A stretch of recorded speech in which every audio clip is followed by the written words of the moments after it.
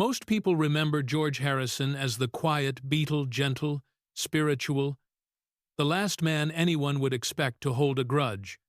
But behind that calm surface lived wounds carved by the very people who helped him make history. George stood beside Lennon, McCartney, and Starr as they created Yesterday, Let It Be, Hey Jude, and a generation's soundtrack.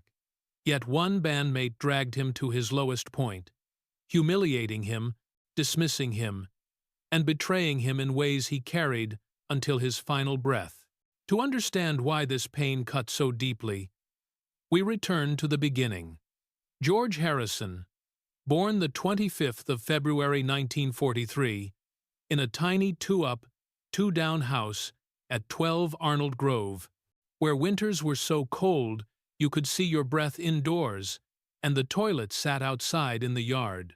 His mother, Louise, believed the Indian music she listened to during pregnancy soothed him.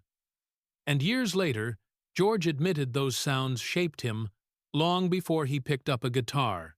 School bored him, but everything changed the puzzle. Afternoon, he heard Elvis Presley's Heartbreak Hotel blasting from a window. He froze on his bike, stunned, suddenly aware that music could open doors his neighborhood had never shown him.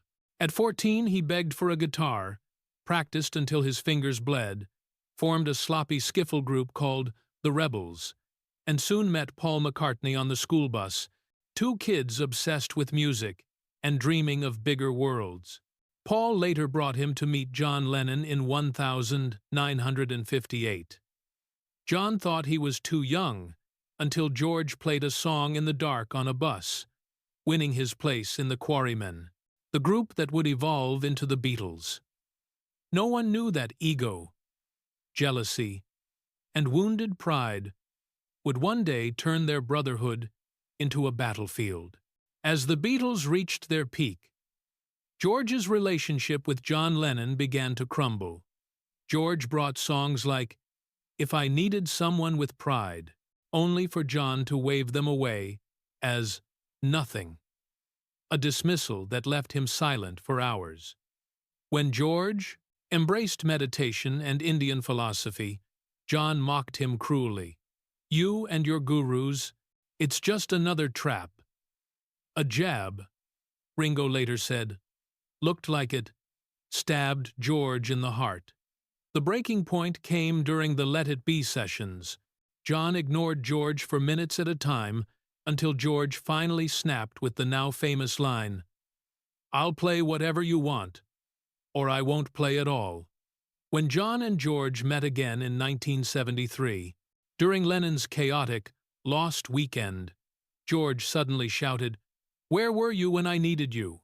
then ripped John's glasses off and threw them across the room, leaving Lennon frozen with shock, the one moment he was genuinely afraid of the quiet Beatle. Yet, even that conflict wasn't the deepest wound. The relationship that tormented George the longest was the one he had with Paul McCartney. Paul's increasing control over the band suffocated George.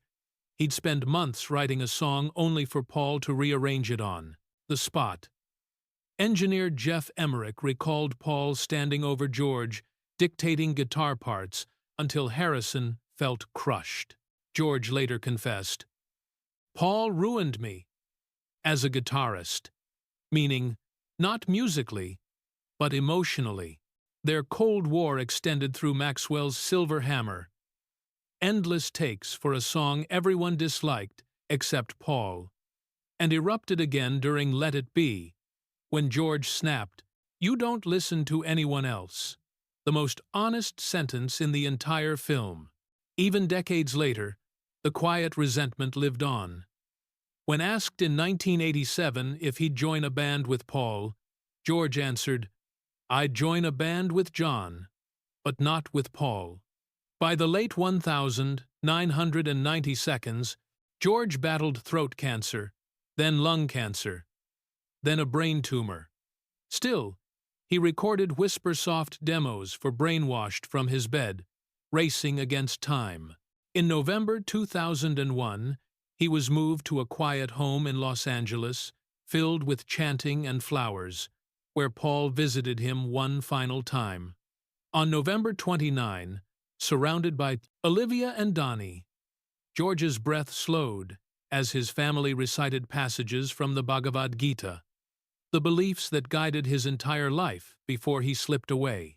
His ashes were taken to India and scattered into the Ganges and Yamuna, the farewell he always wanted. His legacy: here comes the sun. While my guitar gently weeps, all things must pass. The concert for Bangladesh only grows stronger with time. George Harrison carried pain far longer than the world realized, and now you know the story he never spoke aloud.